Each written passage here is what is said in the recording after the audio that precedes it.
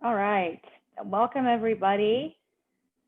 We will get started, and if some folks will trickle in, we'll let them in. But I'm excited to have this webinar with only, oh my gosh, I don't even want to say, 3 weeks until Georgia Gives Day.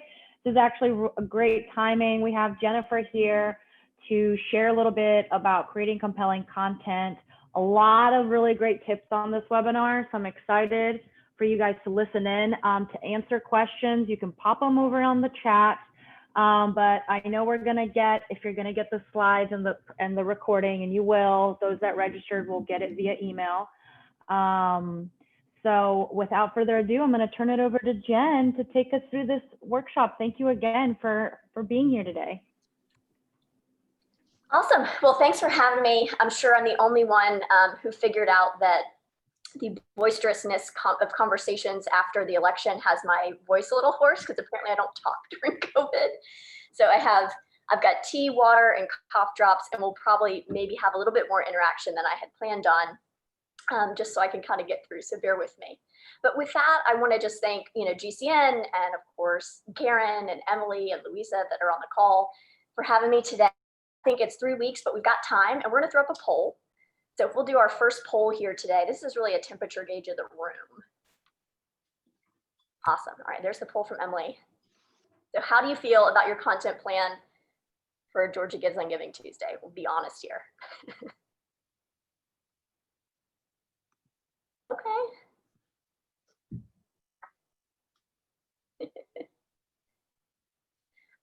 I'm glad to see so far nobody's saying it's great, it's in the bag, because that means we can hopefully help you out a little bit today.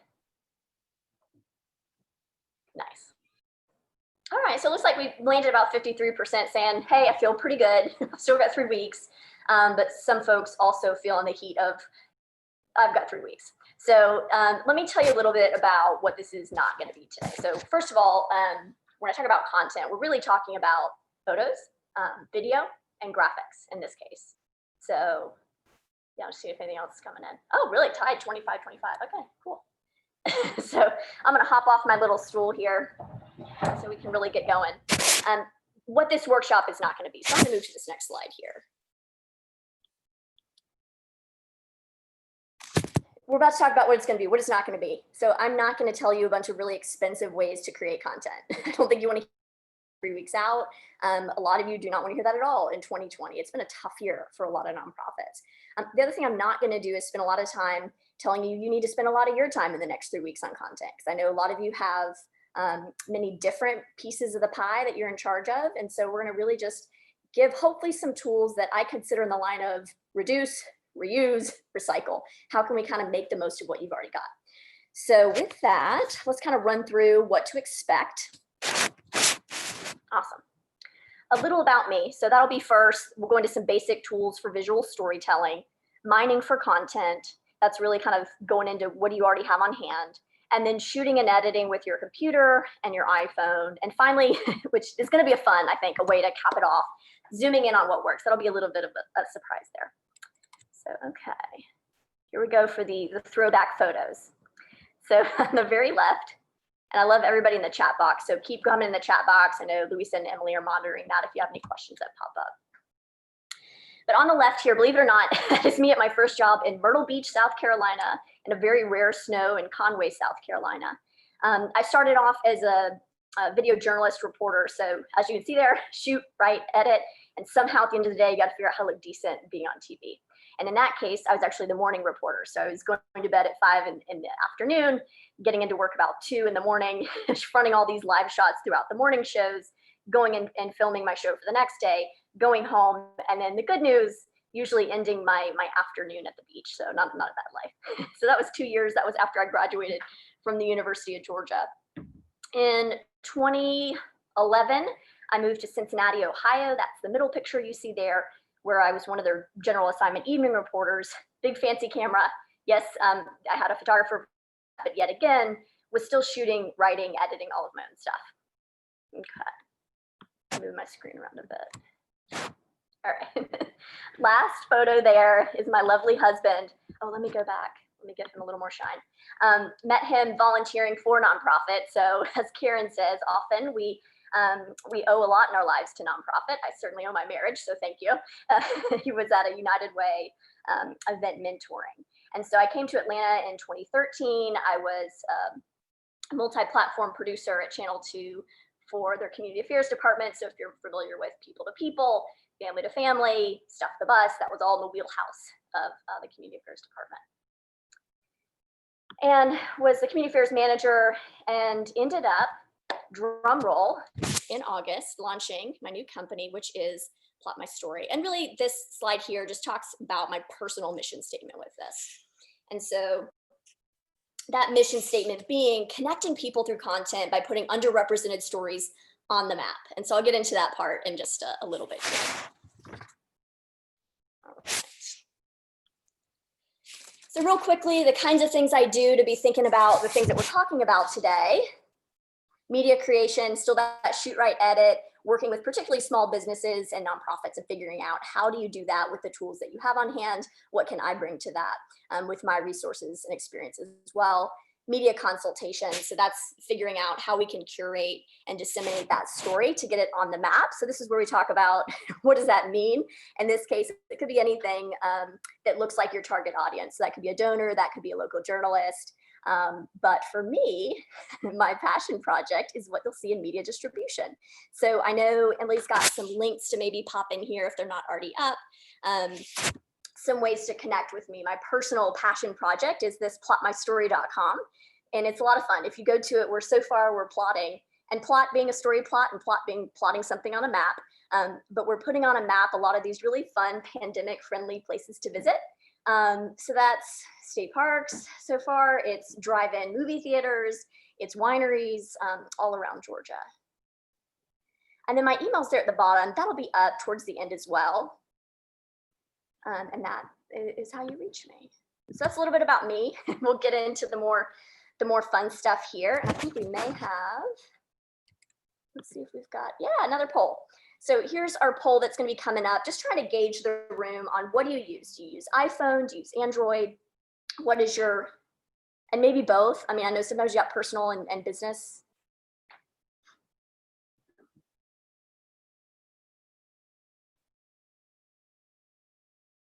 Okay. All right, so we're gonna try to do tools for both so that nobody's left out here as we go through. That, okay. So it looks like, 80% iPhone, 14% Android. So just like this slide, some things are meant to be horizontal that are forced into a vertical space, like that horizontal please text. And the reason I say this and the reason this is a pet peeve is that not everything should be shot vertically, particularly when you come from a TV background. You think about your TV in your home. If you've got one in the room now that you're in, just look at it for a second and just be reminded that it is very much that 16:9 ratio, that dimension. So it doesn't mean that nothing can be shot vertically. You want to think about where it's going to go. So is it on your Instagram story? That might make sense to shoot something vertically. But in general, if I'm an editor and somebody sends me vertical video, that means extra work. That means I've got to put a background, I've got to blur it out, I've got to figure out something creative. It's more time. It's another barrier to getting your stuff on the air. I think you're seeing more of it. I think there was a time when we didn't touch vertical video if we could avoid it, but it's become a little bit more mainstream. For me, it's still a pet peeve. So I just had to start with that one. Awesome. So how many of you, if you can do the hand raise tool in Zoom, how many of you are familiar with a gimbal or an Osmo? If you've heard of it, raise a little hand, or visually raise your hand if you've got your camera up. Let's see here. So this is shot on a gimbal. It's an Osmo, which is the brand. And it really just creates a very smooth, stable shot.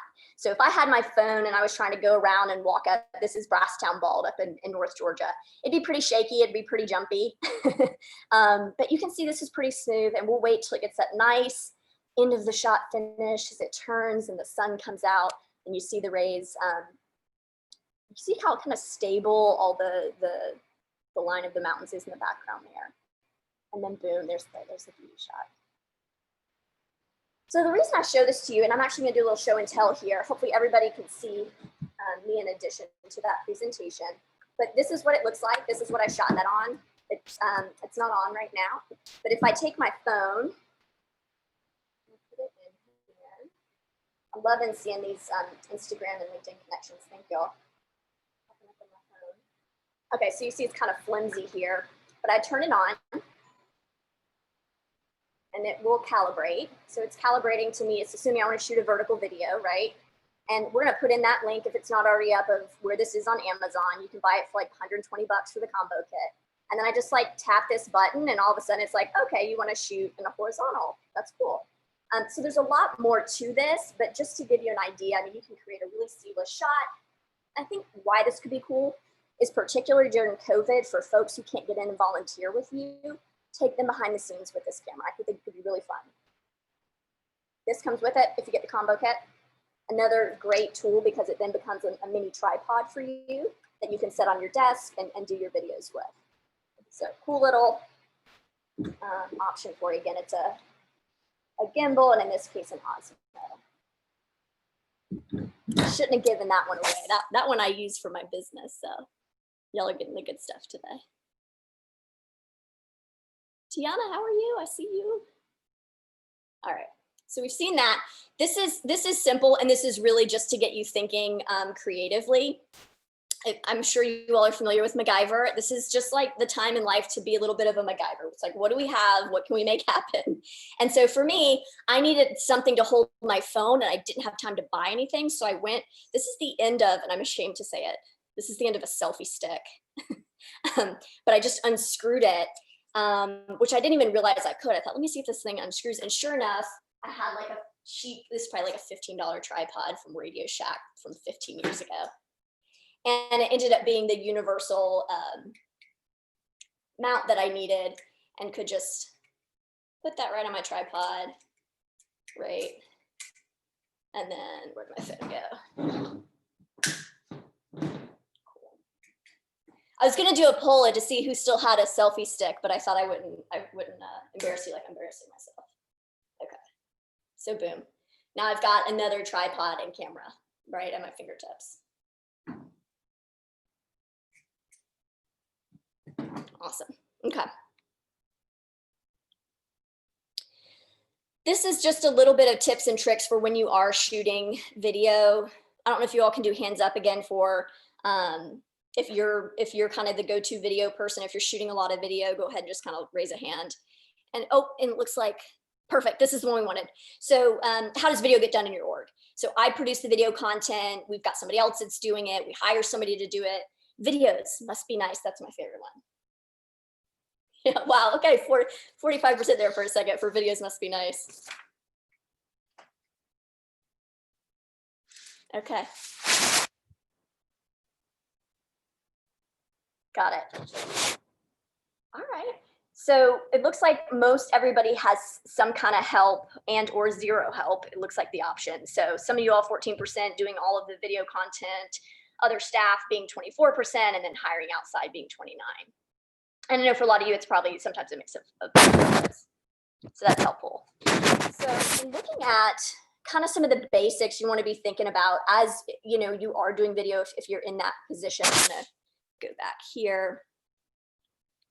Focus, keep in mind if you don't have a professional videographer, they're constantly making sure you're in focus.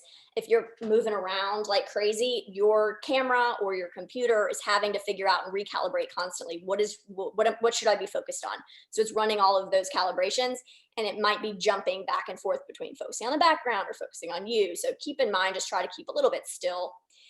Lighting and exposure. So this is my lighting setup. I'm gonna take you all behind the scenes here to my setup. I have 0 lights that I've set up. I'm using natural light coming in from the window, and then I'm just using a fan light in my living room, right? So the key is you don't want to be where you've seen it. You've seen people have it where like one side of their face is really dark. Or heaven forbid, this is my least favorite, like right up on the window, right? So figure out how to make the most of whatever light you have. Obviously, if you have a ring light or something like that, that becomes a great tool. All right, cool. This is my sip tea moment. So give me a second. Awesome. Sound. For the most part, this isn't a problem, but I saw a little bit of this in the videos that came in.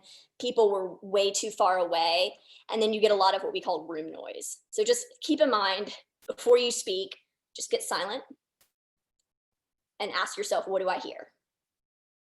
Because once you've done video for a number of years, it goes from I don't hear anything to I hear the air conditioning, right? I hear the hum of another piece of equipment or an appliance. And so we think about a lot about, okay, what has a video look, but stop and be silent and just say, what do I hear? What's competing with my voice? Obviously, if you can turn it off, turn it off. And then framing. So this is my pet peeve here, this headroom. My headroom here is pretty good. So this is this area right above my head. We call this headroom. What I see happen a lot is somebody will get set up, they'll be perfect with headroom, and then they'll take a giant step back to start. And what happens is like, you've got massive, like over exaggerated headroom here. And so just keep in mind your framing. And I think often, like if I went down a little bit, this would be just fine here too.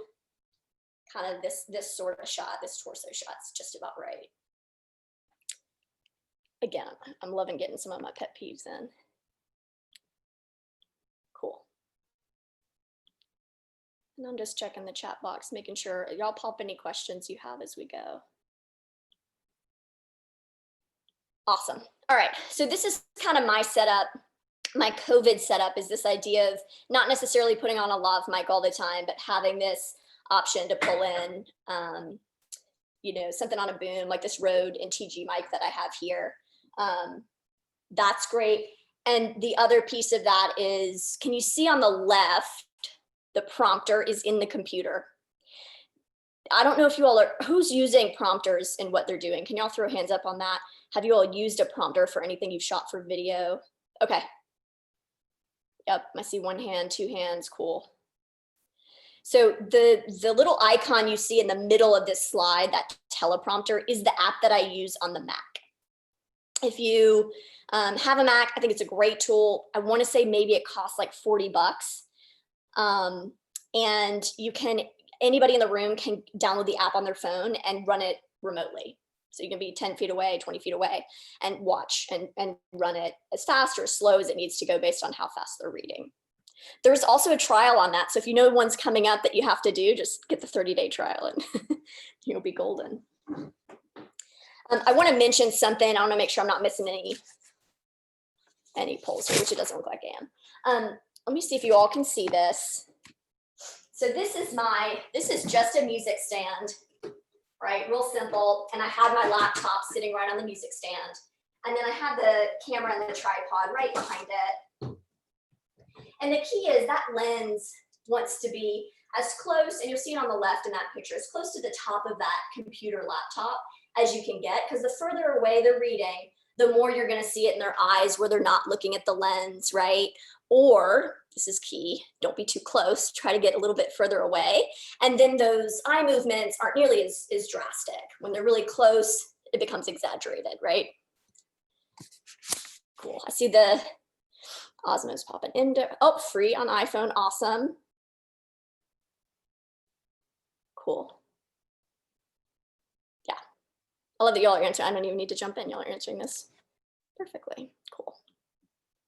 And then what those two look like. So take a look at kind of where they are in this room. They're not that far from each other. You can see that reference, that TV that's in the room to kind of get a sense of it. And then notice the background, the backdrop, very different, right? So just moving the camera a little bit, you can get a very different shot. Awesome. All right, for this, I would love for everybody to take out pen, paper. I'm old school. If you just take notes on the computer, that's fine too. And I want to brainstorm, because this sometimes is the obvious stuff that we don't take the time to do. I'm going to walk through this, and as I say each group, just start writing down what comes to mind. So this is, what is the content you have? And professional event photos videos, that's the obvious one. That's the gala video, that's the luncheon video, that's the 5K run walk video. So start, just make a note. What do you have that's not super outdated, that still looks good? It could be a little outdated, because I'll show you how you can repurpose. But as long as it doesn't look outdated, write that one down. High performing social posts. So to me, this is really for, I think of like maybe a humane society, and they had that really tragic story of the animal that was having a tough life, and then the family swoops in, saves the day, and they get this pup healthy again, right? What happened to them, right? What happened to that kid that went through that horrible thing, and the family was maybe created a page on Facebook and it blew up, and like, where are they now? So you can go back, repurpose that video, repurpose those photos, and do a COVID update. Where are we now? Newsletters. So this is less content in the sense of videos and photos, but it's graphics. Is there a data point? Is there a statistic that's come out during COVID that you put in a newsletter that's really powerful, that's shocking? Can you put that, either that statistic or maybe that really powerful quote that landed in the newsletter, can you make that into an infographic? Maybe get on Canva and do something creative with it. And then your smartphone. Let me go back here, give me a second.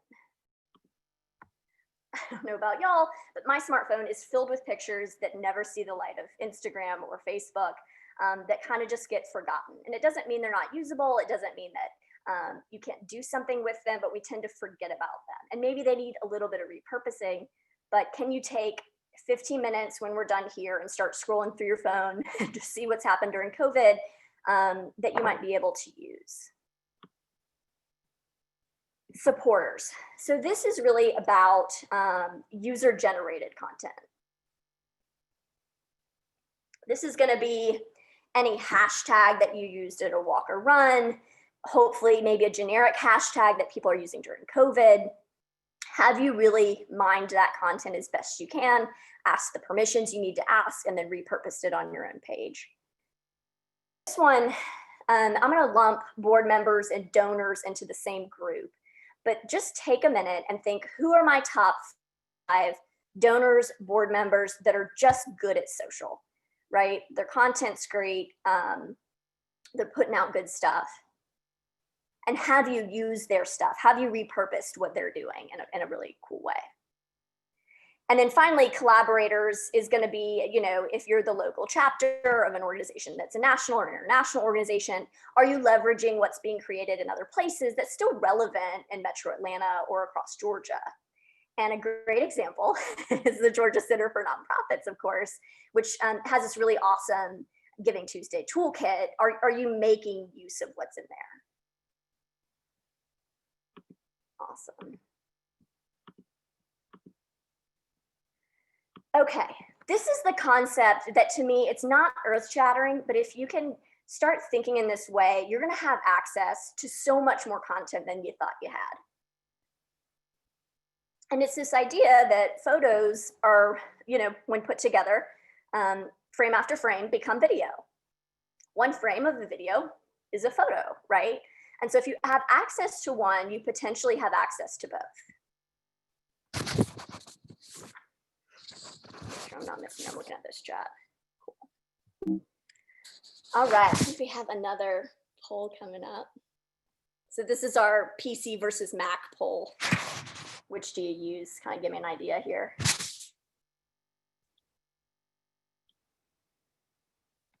Nice.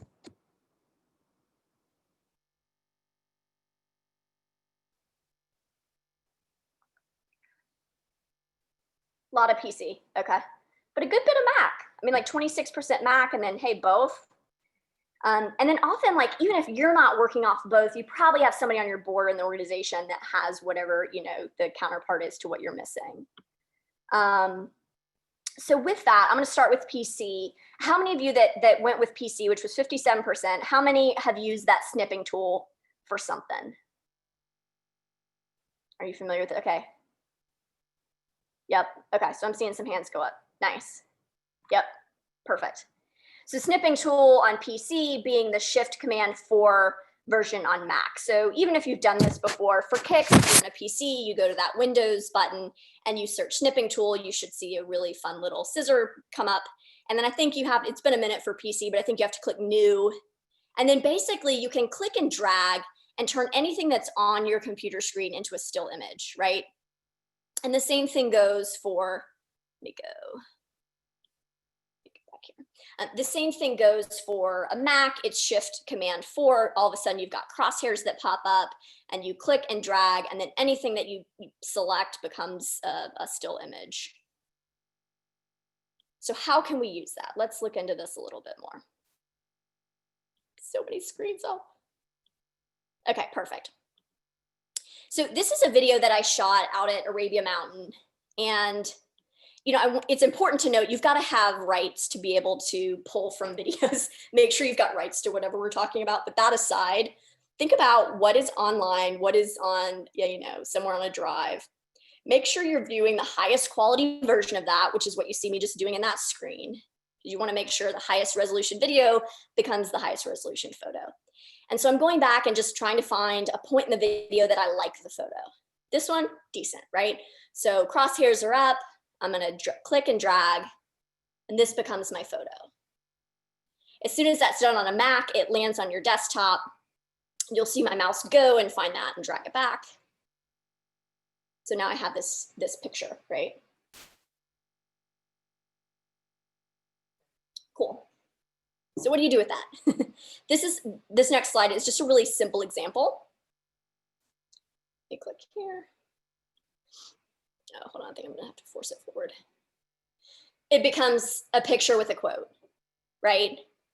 So all of a sudden, without having to go out and reshoot. So just take a minute. I wanna give y'all a second to think about what are the videos you have where maybe it's that person you remember that spoke or that image that popped up that sticks out. Can you turn it into a quote somehow? Or maybe the image in and of itself is powerful enough without words.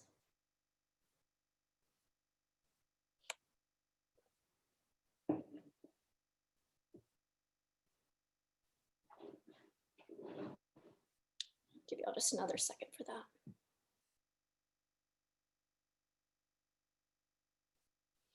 Awesome. All right, so the opposite direction is taking your photos and turning them into videos. And so in this case, you get to see what's on my phone. We just recently had our first anniversary, so this is a trip to the mountains. Clearly we had a lot of fun.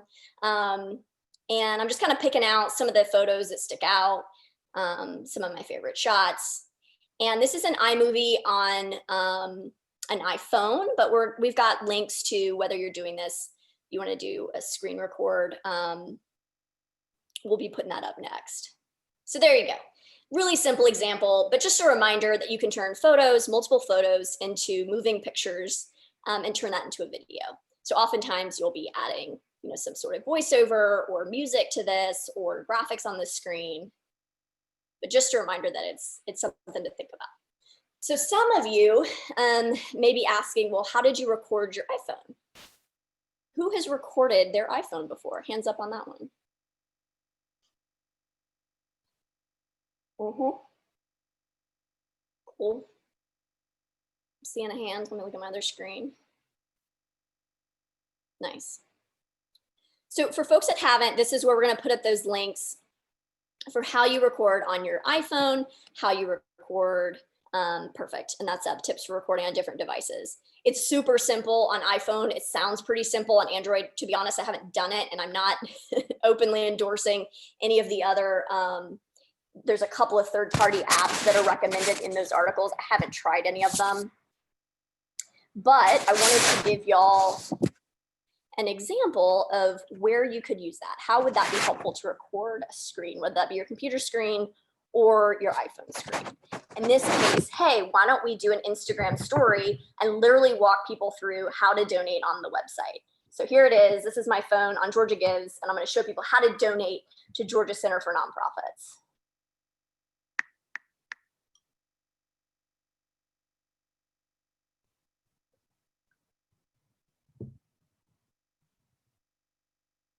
Right, super simple.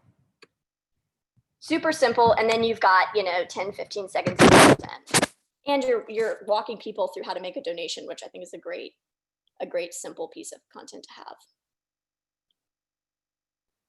Okay. So here's where we're gonna have a little fun. I'm going to switch slides super quickly. And I just want you to see if you can see what I'm putting up on the screen. Let me just get to this point and make sure I haven't left anything out. Yep, perfect. All right, so it's gonna be up for like a second or two and then I'm gonna move on. Let me make sure okay. So what was it? Can anybody write in the chat box, what did I just put on the screen? I mean, it's not rocket science.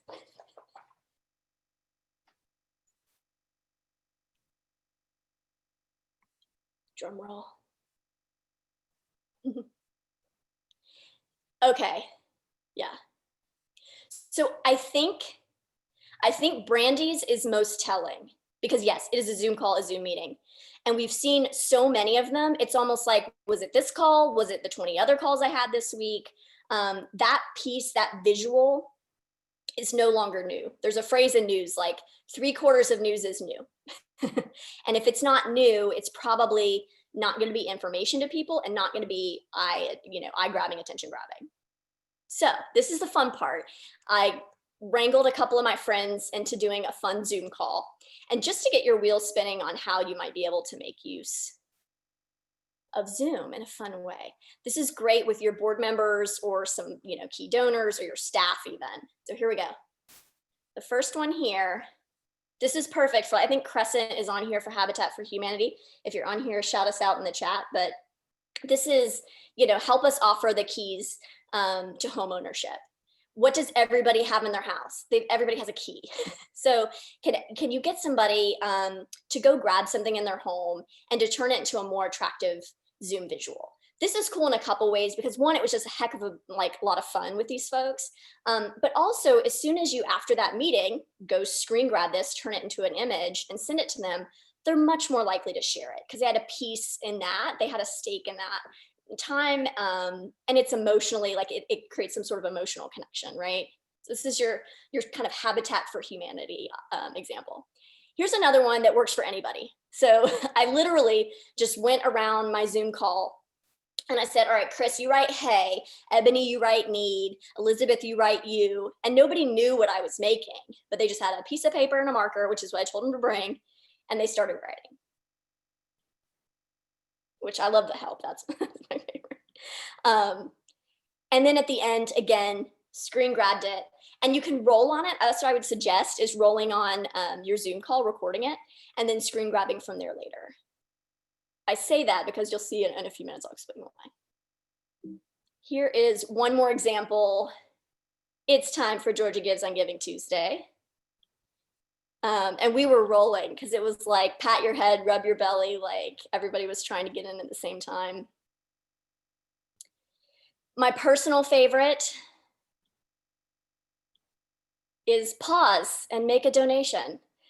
This was the one where we really were glad we recorded and could screen grab later because the pups and particularly the cat in the upper right-hand corner was not the most cooperative in this endeavor, but it was a ton of fun. And how much more eye-grabbing is this than a traditional Zoom call? Some other things that I've thought about. Can you send a prop in the mail to everybody? Can you ask, I think this would pop even more if we're all wearing one color. So like, all right, bring your, wear your red shirt. Or if your organization, it has a particular color associated with it, like wear your purple shirt, right? I think that could make this pop even more. But I think it's a great, again, donor engagement, but also a visual. Cool. So this might be hard because a lot of you have your cameras off. I'm not sure who we're gonna get to do this.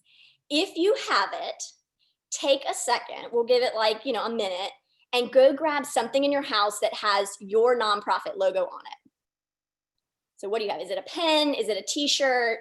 Is it a mug? What do you have? Letterhead, I don't care.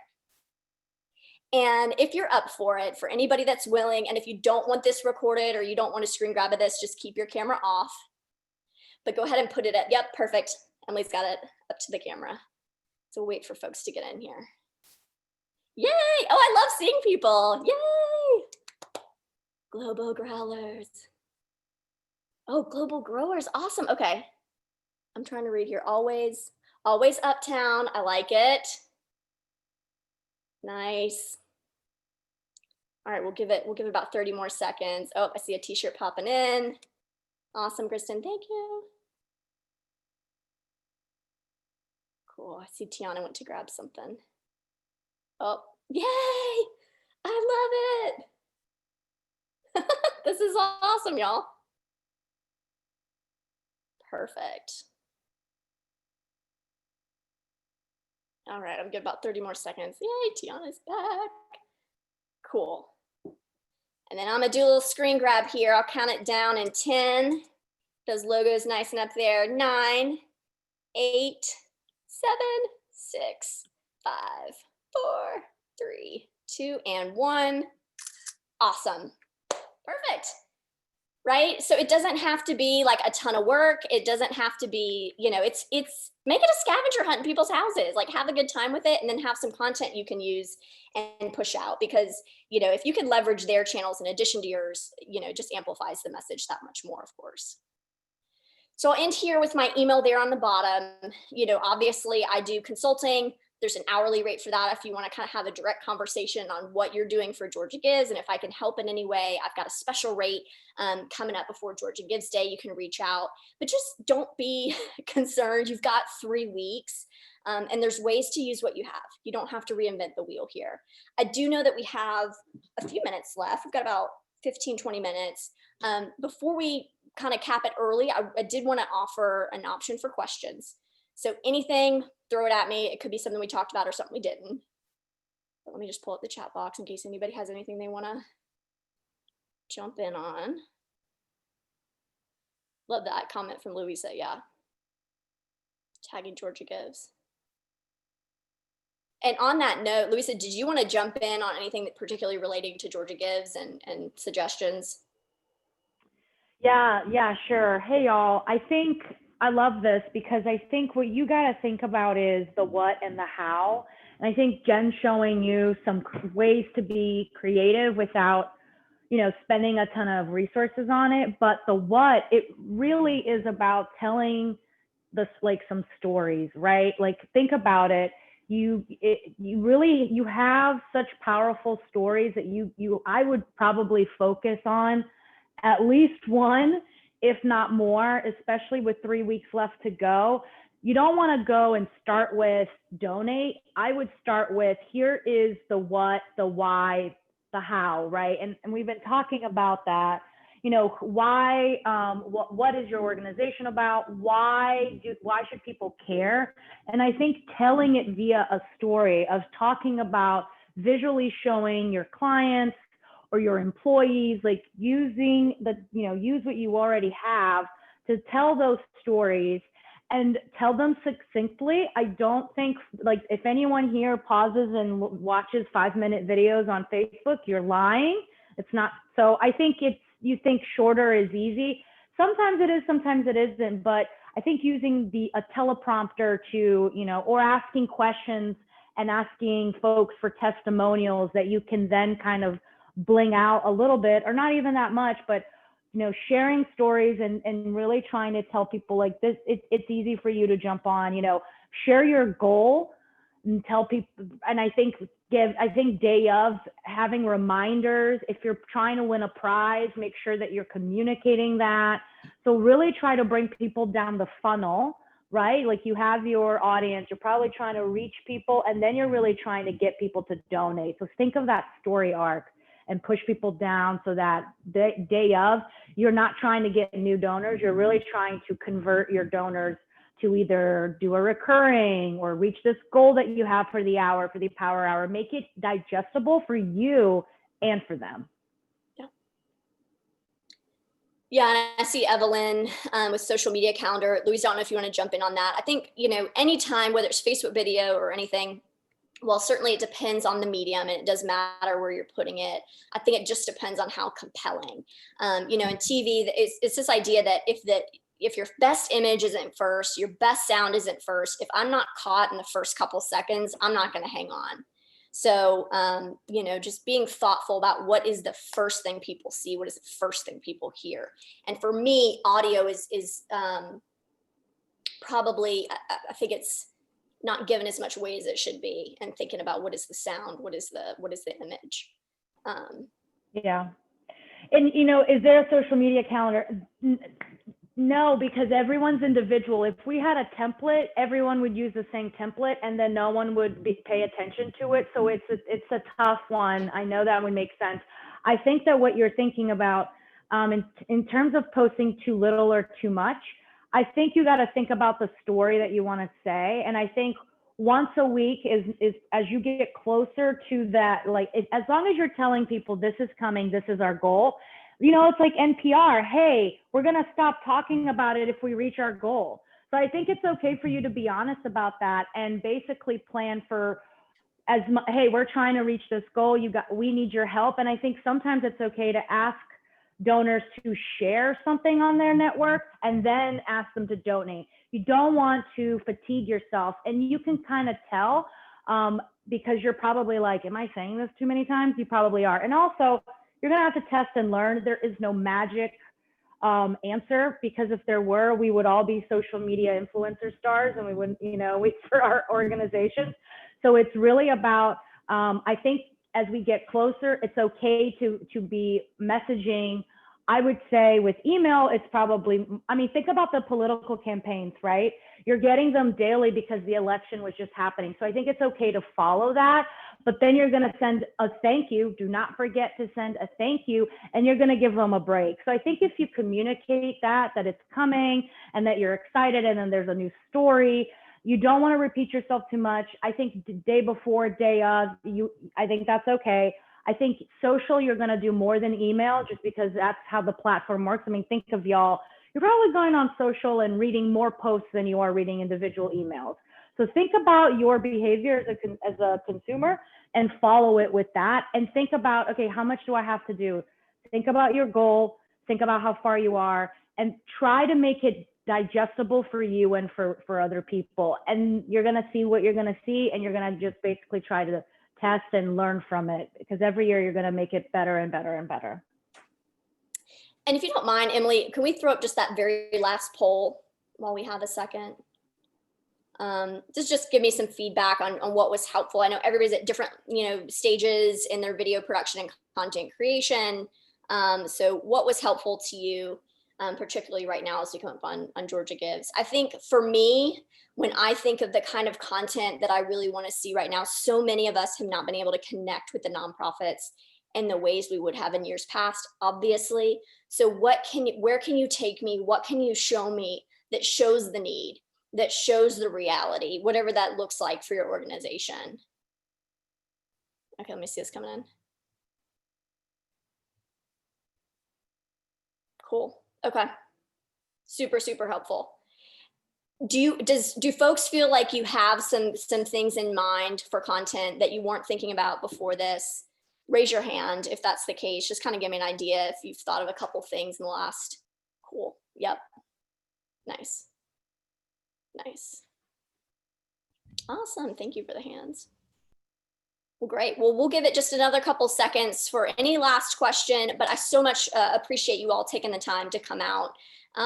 You all and this work has never been more important. I've never been more grateful for nonprofit. I've never been more grateful to live in Metro Atlanta because we have so many good nonprofits at work and across this state. I grew up in Polk County, and so I know this work matters no matter where you are. Everybody's hurting. Oh, thank y'all. I appreciate that. Cool. We've got my email. If anything pops up, feel free to reach out. And I hope that you all have just a super, super successful GAgives and Giving Tuesday. Oh, thanks, Norma. Bye, y'all. Bye, everybody. Thank you.